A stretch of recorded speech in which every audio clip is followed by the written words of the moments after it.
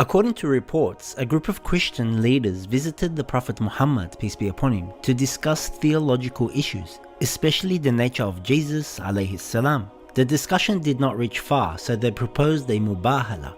This is where both parties would invoke God's curse on the liars to determine the truth. This event has been mentioned in the Holy Quran.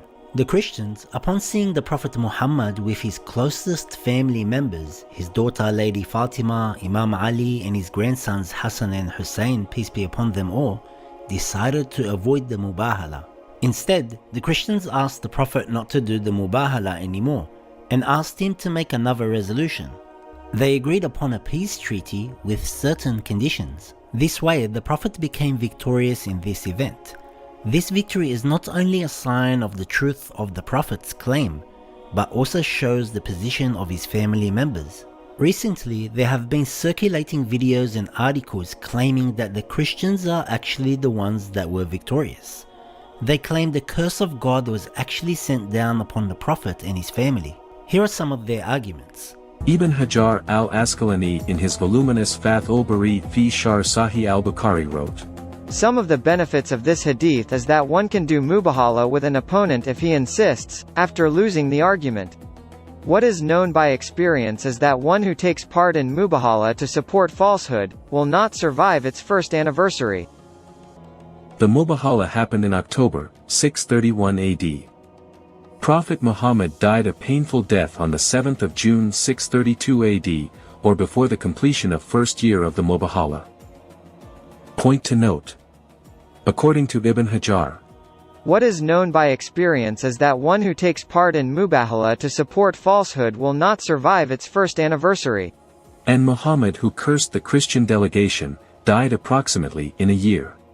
Does it not raise serious questions on Prophet Muhammad's claim to be a true prophet, even by Islamic criteria? Shortly after the death of Prophet Muhammad, Fatima, his daughter, was killed.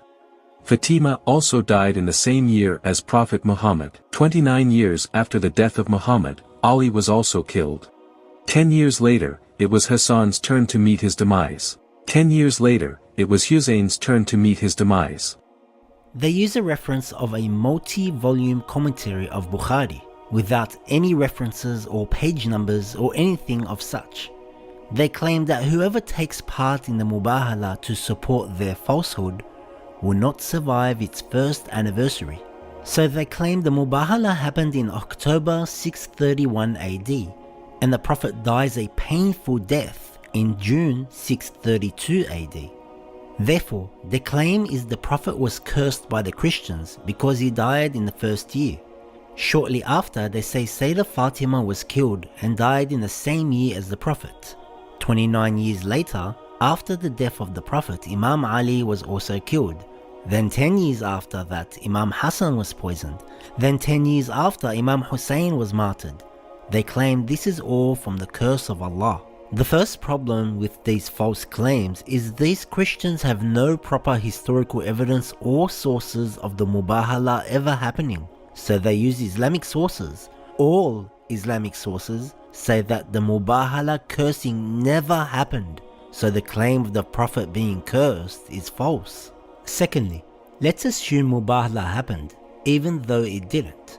These Christians claim that whoever takes part in Mubahala to support their falsehood will not survive its first anniversary. According to proper Islamic sources, Mubahala could have happened either on the 24th of Dhul Hijjah in the 9th year after Hijrah or the 10th year after Hijrah. The Prophet passed away on the 28th of Safar in the 11th year after Hijrah, according to reliable sources. Let's assume the worst case scenario that Mubahala happened on the 10th year after Hijrah. The original Hijri date when the Prophet migrated actually started in the month Rabi' al-Awwal. So let's count how many months. Let's start on the day of Mubahala, 10 AH. 1, 2. That is year 10 AH. Now year 11 starts. 3, 4, 5, 6, 7, 8, 9, 10, 11, 12, 13, and the Prophet passed away on the 14th month. That is way past the first anniversary. As for Sayyidah Fatima, Imam Ali, Hassan and Hussein, peace be upon them, It is clear they did not die in the first anniversary. So there goes that theory. Thirdly, what does the word curse, la'an, mean in Arabic literature? It means that God will remove His mercy from such people. According to the Quran, the Prophet is a mercy to the whole world. Therefore, the theory of being cursed or removing God's mercy is not true, especially if these so-called Christians have been using Quran as evidence, since the whole argument from the Christians is based on Islamic sources and not their own sources. Fourthly, what happened to the Christian leaders at that time? Maybe they were all cursed. Maybe they all had a terrible end. Maybe they all died in the first anniversary. All we know is that they do not exist. So there is no point jumping to assumptions without evidence. The same way we have solid facts that the Mubhala did not happen, there is no point assuming the Prophet and his family were cursed. Certainty always comes before assumptions. 5. The Prophet already knew his grandson Imam Hussein will be martyred, way before the Mubhala. Therefore this cannot be used as evidence as a curse from the Mubhala. 6. The verse didn't say we ask Allah to cause death to the liars. The verse said we ask Allah to take His mercy from the liars. Death is not a curse. What has death have to do with this? Every soul will taste death. Life and death are tests from God.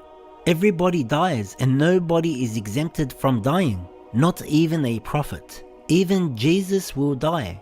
It is just how God planned and created things. Mubhala does not mean death. Mubhala means that the liar will be removed from the mercy of God. It does not mean death. In fact, death is a gift for a Muslim. There were additional arguments from these modern Christians, but we did not find them logical or worthy of a response. Instead of making false claims, we should adhere to the evidence. The Mubhala concluded with a peace treaty, reminding us that as Muslims and as fellow humans, we should always respect one another and accept differences. We should never mock anyone, especially when they hold certain figures as very holy in their religion. We should always respond with the best of morals, even if others do not. We should never try to win an argument through